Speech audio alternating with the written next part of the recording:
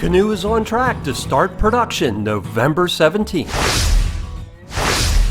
The EV startup announced during its third quarter 2022 financial call that it expects to produce 15 vehicles before the end of 2022 and quickly ramp up production in 2023. And we expect to achieve a 20,000 unit run rate capacity in 2023, doubling that capacity in 2024. Orders for its EVs have doubled to $2 billion since its second quarter report.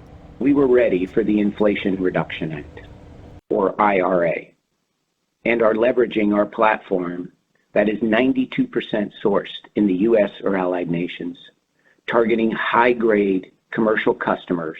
We are already positioned to choose who we partner with. Canoo has entered into an agreement to acquire a vehicle manufacturing facility in Oklahoma City that is near rail and other transportation outlets. The plant is an existing commercial site with more than 630,000 square feet of move-in ready space. Canoo describes the Oklahoma City plant as production ready and says it will be powered by clean energy. The company released this rendering of the factory on the heels of announcing plans for a battery plant last week. Canoo is partnered with Panasonic for battery production and with hydropower coming from the Grand River Dam Authority.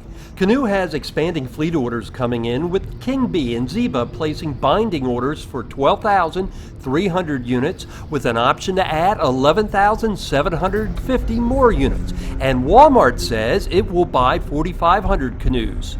To read in an expanded version of this story that includes all the financial details from the third quarter earnings report, see the posts on the web at EV Rider TV, along with a new video that Canoo released Wednesday. If you've found this breaking news edition of EV Rider useful, please give it a like and subscribe to my YouTube channel so I can bring you more adventures in EV motoring.